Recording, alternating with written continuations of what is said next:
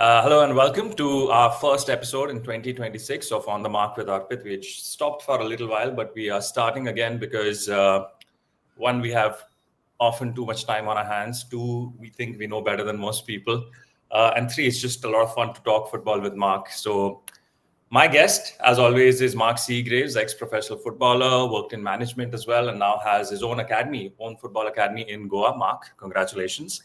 Thank you. And let's just start, Mark. We are going to try and focus mostly on Manchester United and Liverpool, and I'm going to start this episode off with #Slot out. Crazy. I've seen a lot of things online from supporters who have maybe been supporters for the last 10, 15 years and don't know the history of Liverpool Football Club. They're not in the market to be sacking managers left, right, and centre. And I could understand it to a certain extent, where 13 games unbeaten up until we played Bournemouth. So that's 13 games unbeaten. We're fourth in the league. We won the league last year. What do these supporters want, Arpit? I mean, it beggars belief. I've got family and friends who have supported Liverpool for the last, 40 years, 45 years, and never once have I ever heard them say, get the manager out. And we didn't win the league for 30 years whilst that was happening. It's just, it's crazy the way football is right now. And, we'll talk about your club later, but the amount of managers that are coming and going is crazy. They've just given him hundreds and hundreds of millions of pounds to bring players in and to retain the title. And it's not going to happen this year. But my goodness, fourth in the league when we're having a bad season, I don't think that's too shabby. It doesn't. First, let's talk about the craziness. I mean, Maresca going, Amorim going, Xabi Alonso going. So obviously, this is crazy times for whatever reason. Of course, all clubs, not necessarily the same reason for letting go of their managers. I'm going to get a bit of a fan point of view because, first of all, we've endured this for a long time, all Liverpool fans. And I have a lot of friends who are Liverpool fans. They've been looking at United for the past so many years and just making fun of everything. It's our turn to have a little bit of joy. And with regards to having a Dutch manager, we've been through pretty much exactly what you're going through right now. The one thing, Mark, is fans, right? They want a club to compete. And when you said those years when Liverpool was not playing or was not winning anything, I used to like Liverpool. I used to watch Liverpool and say, man, these guys fight all the time. They might not be that good, but they fight all the time. I think what the problem fans usually have is when they see the team go out week in, week out, according to them, not have the level of fight that they expect from the team. And then instead of coming out and the manager, trying to do a little disaster management, the manager says something very cocky or very confident or just outrageous, that antagonizes the fans. They want to hear something that says, you know what, we messed up and we're going to do better next week. And we, as United fans, experienced this when we were having bad performances. Eric Ten Hag would come and say, oh, I won the FA Cup. Oh, I finished here. But yeah, we get that. But, we're not talking about that anymore. We're talking about going onto the pitch, putting in a performance and getting the fans on your side. Now, before you continue, since I've learned this new thing in technology, which is really hard for me these days. So that's where you said, right? Liverpool fourth. Yes. That's the loss to Bournemouth. They won in the Champions League. Good victory. Now, here's where it's a little crazy, right? Burnley, it's a draw. Arsenal, draw, which is not bad. Top of the league. Fulham, draw. Leeds, draw as well. Now, what that means, how that reflects in the table is a D, D, D, D, and an L. And the closest that any Liverpool fan makes a comparison to in terms of rivalry maybe is United. And look at the goals conceded, right? 32 for each and 35 scored for Liverpool and 38 for Manchester United. I feel this is where a lot of Liverpool fans have a problem because they say, you know what, this is not the team. This is not the team. We need to score more goals. And if United are there and we are there, then we're in doldrums. So if you look at the context of what you've just said, draw, the amount of opportunities that Liverpool had to score goals within them games, Leeds and on other teams, Burnley as well. The amount of chances that they had to put the game to bed, and they didn't. Now, that's not Arne Slot's fault. That is Salah's fault. That is Wirtz's fault. That is Gatko's fault. That is all the players that are on the pitch, you know. I look at, when you said something there about, you know, fans need to be, you know, given the right... Why do they need to be given the right answer? Because at the end of the day, you either support your team, and none more so than Manchester United. And you know that I love Manchester United also. I think a good Man United is very good for the Premier League. And I'm glad where you are right now, even though you're laughing at Liverpool, who are one place above you. It's quite ironic. It's quite ironic. But it's very much a societal thing right now, isn't it? You know, they lose. Liverpool haven't lost apart from the game at the weekend. That would have been another draw. And so are we going to sack managers now for drawing? What gives Liverpool the right? Let me just finish on this. What gives Liverpool the right to go and beat Burnley and go and beat Fulham and go and beat Leeds? What gives them the right? That's disrespectful to all of them teams. Should they? Theoretically, of course they should. But they haven't. So there's obviously something lacking. And we always sack the managers. I've never heard of one player getting sacked. Not one. So we sacked the manager, and now we're seeing with Manchester United. What do you think of your players who are now performing like that for Carrick at the weekend against Man City? You must think, what a shower of SHIT these are, because no, because they've got managers sacked, and now they've got someone in who'll be all right for the. So at that point, I'll because I want to address that point that you said, right? With Amorim as well. When the performances weren't great, right? I get it. The players have to perform. And there are often times we say that, you know, whatever 11 the manager puts out there, they should be able to beat a team that, you know, we talk about being a little smaller in stature. The problem was, and this is where you're saying, you know, why should the fans get an answer? In today's times, Mark, fans hold a massive, massive impact for a club.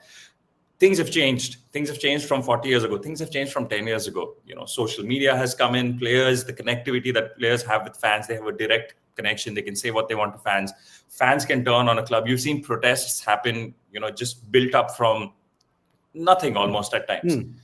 So I do think that fans need to be considered, especially if the tide is so big. Now, every time United play, every time Liverpool play, and the Liverpool social media handle comes out and just puts the result. That's all they do. They put a result and they say, you know, either we won, we drew. So I'm looking at the last one, and obviously they talk about defeat, suppose from Burnley, right? And the comments on that, defeat from Bournemouth, and the comments on that will all be Slot out. Alonso in, Slot out, Xabi in, Slot. This is literally comment after comment after comment after comment. This isn't a small group of fans. The comments on this last one is 49,000 comments. And out of that, a majority of them are saying, listen, we are not happy with this. I get it. Don't listen to them. Don't throw the manager out. I'm not saying that. But the manager at that time maybe needs to reassure these guys rather than go and say, like, I'm the king, I did this in Holland. I understand that. But I'll disagree with you on one point you said about these clubs don't need fans, mate. They don't need fans to pay the wages, right? They used to. They used to do back in my day, when if you got 30,000, it added up to a certain amount and we all got paid. How could we ever fund Mo Salah earns whatever he earns. Every Saturday, them players, a collective must earn, I don't know, it's mind-boggling. 60,000 people coming to the stadium is not going to pay for that. So I get it. I get it that they do have to have a say. That's why I like the Bundesliga, because every club has a certain percentage of fans on any decision that gets made. Ultimately, it'll be the club who'll make the decision, but they're placating or pacifying. and that is fine. That's a new way forward. But to hound somebody, even Amarin, he wasn't as bad as. I mean, how many managers have Man United had in the last 10 years? It's mind-boggling for a club like at least that. 8. And they've all been the top player managers. It's not like Managers they at the brought time, in. They've all been top jolly managers, and then they go. And once you start doing this, and once you start placating the fans and getting them out, it only emboldens people to go online and stuff. That's what I said. I disagree with the fact that you listen to the fans and say, okay, we'll throw the fans, the manager out because the fans are saying it. And case in point, Amarim, right? I wish we had started this podcast like 2 years ago. We'd appear so smart because we discussed this so many times. And with Amarim, I said the same thing. I said, it's okay that the team went out, it didn't play well. But there are things you're doing to alienate the fans. Don't do that. The whole Kobe Menu saga that happened. A lot of United fans just got... Now, he may be right. I'm not even saying he's wrong. I'm just saying be a little diplomatic at that time for your own sake. Not for anyone, and the club's sake, obviously. Not the fans' sake, but just be a little diplomatic. Don't... when Anthony played for Real Betis last season and he did so well, and Amarim was asked a question about it, about, how Anthony's doing. And just come out and say something nice. Just say it, because all United fans are looking at Anthony and Real Betis now and saying, hey, man, was he this good? He may not have been. He's playing in a different club, in a different league. Just come out and say something positive. Amarim comes out and says, well, he's not my player, so I don't really pay attention. That alienates the fans. And that's where you need to stop. Your whole Salah saga that happened, because Slot got a victory, I think after it, a lot of Liverpool fans were like, okay, yeah, he's right. The manager is right. The minutes the results started going against them, immediately the fans turned and said, okay, you know what? No, he's wrong. He's wrong. And I feel you will say this, he's a Premier League winning manager. I feel he rode the wave of what Jurgen Klopp did at the club. And we discussed this as well, which will make us sound, oh, we were so great in hindsight. I told you this, right? In that midfield that they had of McAllister, Szoboszlai, and Gravenberch, they had workhorses. They had guys. Szoboszlai, even in the last game, was running back and forth throughout. Oh man, I love Szoboszlai. I would have him in my team any day. And they changed it. They got Florian Wirtz, big bucks. He's the main man in the midfield now.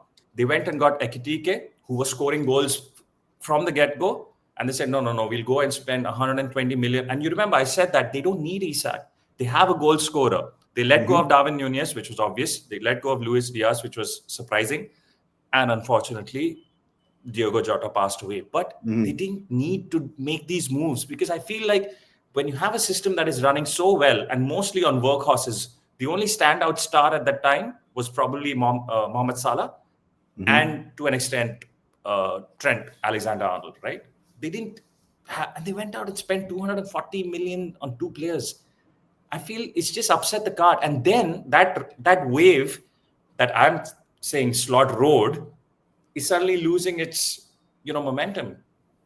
Yeah, but as a manager, you don't want to be known as Klopp's deputy or second in command. So he has to get. If you went into Liverpool, Manchester United, you would want a player that you fancy and you like, and you can get in because that's your team. You don't want to be known as Michael Carrick's team and you're in charge. So I get the fact that I think they spent too much. Yeah. And I think in hindsight, they kept the wrong players.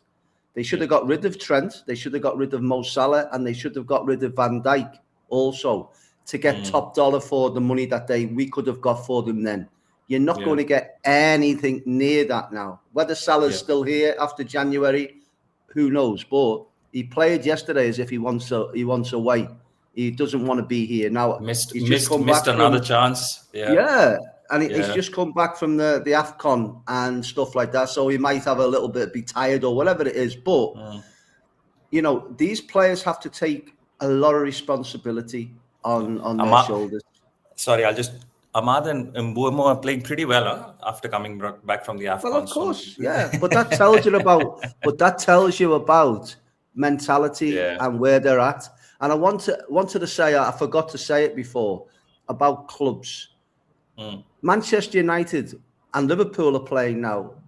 with no confidence whatsoever. They're all human beings at the end of the day. They get to a stage, Liverpool, and they've been scored against so many times in the last minutes. There's obviously something in their psyche that's saying, okay, something's going to happen again. And if you think it and you play that way, then it actually happens and does. And it's happened to them a few times. It's happened to me so often with Manchester United, watching and thinking, we've scored, but we'll concede. But when Man United play Arsenal later on today, you'll see a totally different team. That team that played against Man City were confident. They obviously, the manager had given them the confidence and they went out and they played great. Now, can they double this up today against Arsenal? Hopefully. But, but what you're expecting, I suppose, is hold on. Before you say that, let me, because I've been saying, we've been saying all the right things in the past. So let me also add. Last week you asked me what would happen in the Manchester derby, and I said that United would get smashed. 5-1 was my prediction for that one, and I know universally a lot of United fans were scared of that game, and eventually all of us saw a performance that surprised us, not just from United but from City as well. We were like, okay, what is wrong with both the teams? So I'm going to keep that going because I think I have a belief in bad luck and, cursing things and all that. So I'm going to say Arsenal are going to win 5-1 as well. I was hoping that we get the same performance. But I'll tell you this, Mark. I feel if United put in a good performance today against Arsenal, I think the pressure is more on Arne Slot. Because then Liverpool fans are saying, you know what? United fans endured with Amorim for so long. They endured. They wanted him out because of a section, obviously. And the minute he went out, look at them. They're beating City. They're competing with Arsenal. Are we holding on too long to Arne Slot now? But pressure builds and builds and builds. And the only time, if you notice, that any managers get the sack is when the attention is being fired at the owners. Yeah. Now, they're not calling the owners anything. They were at Man United. And everything that was going, they were cutting costs, they were giving, no meals for the staff that they used to have, and all of these nonsense things. So when the supporters start turning their ire onto the owners, that's when they start. At Liverpool, that hasn't happened yet, and I'm hoping. Hold on. Let me just make a comment. Go on. And I'm hoping Liverpool supporters, I think. They understand the game. They understand the nature of what's what. And what Liverpool people are like. They look after each other. They they have this camaraderie and whatnot. And I think, listen, at the end of the day, he's been here over 12 months. Is it 12, 16 months? Yeah. He's won a Premier League. He's fourth. He's in the Champions League places. I mean, it would be crazy. And after all the money you're being given, it would be crazy to sack him. No, you're not only sacking him, you're sacking everybody as well around him. And who's going to come in? Xabi Alonso. He's just being bulleted at Real Madrid for not doing the job that everyone was expecting of him. And this thing about getting ex-players in, it doesn't work all the time. It works sometimes. Stevie Gerrard, would he be? He's been sacked in every club he's been at. Yeah. So let's be, and I know you're doing this tongue in cheek, of course, but if I texted you, didn't I, in the week? I was livid with some of the nonsense. Liverpool fans were talking about get him out, get him Slot out, and I'm thinking, are we bottom of the table here? And then I looked, and then I went, they haven't been beaten in 12 games, and then it went to 13. Now they've obviously the 14th game they got them beaten. That would have been a draw. But you can see they're still creating good opportunities. They're not scoring. In one hand, he's doing well by creating these opportunities, but it's the player's responsibility to put them away. And as you said, Salah yesterday, that's not Mo Salah. That what he did on that instance, that is not Mo Salah. So something is not quite right. And I personally would get rid of him. And there's a lot of players out there now that are decent centre halves. There's good. We watched the Bundesliga. There's loads in the Bundesliga. That's another You thing. know, City got Gueye, right? And Liverpool fans are livid. That yeah. why? Yeah. So that's another thing that works on fan psyche, where they're like, wait, we were supposed to get this guy, and then City get him for cheaper. And then there's more because, like, we were joking 2 weeks ago where I said, Amarim and Dalot are related. Like, this is some old centuries ago relation that they have. And a lot of Liverpool fans have that issue. And I don't know why they have that issue, because I actually like Gakpo as a player. But a lot of Liverpool fans don't fancy Gakpo. And they say, why does Slot play him? We can, keep him out. And then Slot doesn't play Chiesa, who comes in and at times, shows a little few bright sparks. So all these things, Mark, they just work on a fan's mind, right? I know, and then he's like, but managers are human beings, and they can't like everyone, and they can't think everyone is great. And within a squad of 25, and it's happened to me, the manager didn't fancy me. So I was out to do, I had to make a decision what I do. Do I stay or do I look to move on or whatever it is? He can't like everybody. And as I said to you not long ago, there's going to be every Saturday, every Tuesday, every Wednesday night, there's going to be 14 players that aren't happy. Yeah. Right? All the time. How can you've got to manage that as well. And there's not many stories coming out of Liverpool just now. It's okay. Stories were coming out of Man United. And when that happens, and let me tell you, do you know Armorin? Yeah. He manufactured his move, as did Maresca. They manufactured, because they knew beforehand that the writing was on the wall. So they're going to go out fighting, if you like, and they get a good payday. They don't have to work for a few years. They can just chill. They probably don't have to work again. But, the nature of football is you do badly, you get sacked, and then you go and get a better job. Yeah. Okay, so at the start of this, Mark, we said this year or this season we won't go too long. It's already the 22nd minute or something. I'm just going to say this because Florian Wirtz has gotten a lot of flack as well this season. I feel like he's going to be a star player for Liverpool if they can get things right. I do feel he shows moments of brilliance, and I don't know why the Liverpool fans get on his case. I do think Liverpool have a decent team. I've seen their matches, and they, like you said, create a lot of chances. They're not putting away a few of those chances. If they start going in, suddenly Slot's the main man. So I do think that. But I also thank Liverpool from the bottom of my heart that they've given us United fans these moments of joy to make fun of them. How sad are you? After what we've endured for so many years. So yeah, the roles have reversed a bit, and it's been fun. Do you want to say anything else before we sign off? Yeah, I just wanted to say about the likes of Frimpong Frimpong and Wirtz, sorry. Yeah. Both have come from a different league, from a different country. It's going to take, I said to my brother, I said, listen, Florian Wirtz is going to be top draw, like you've just said.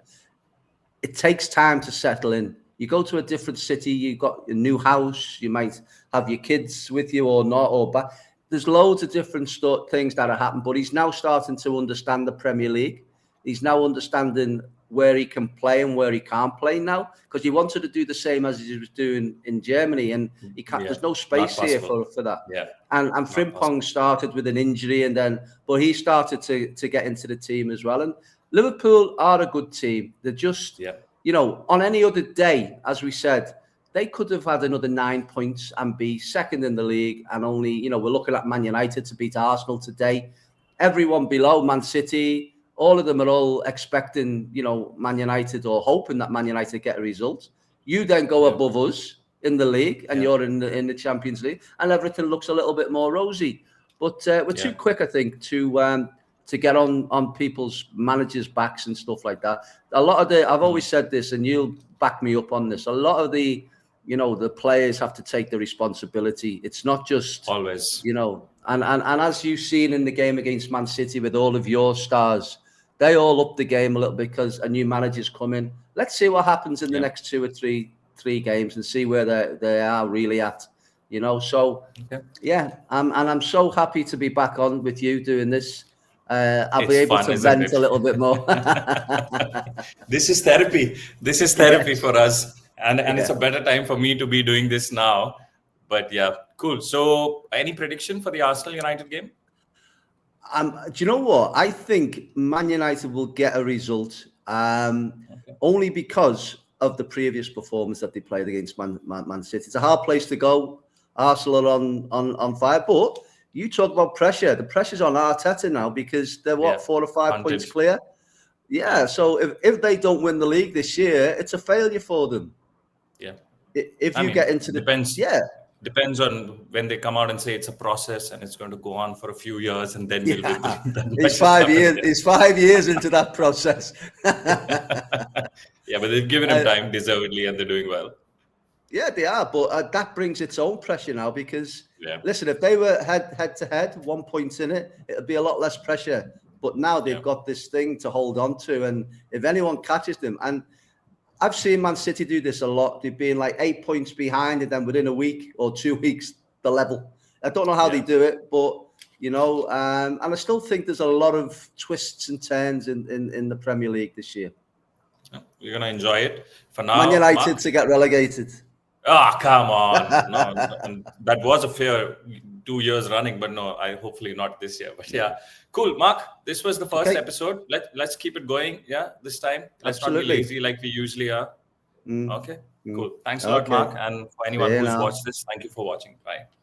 Bye.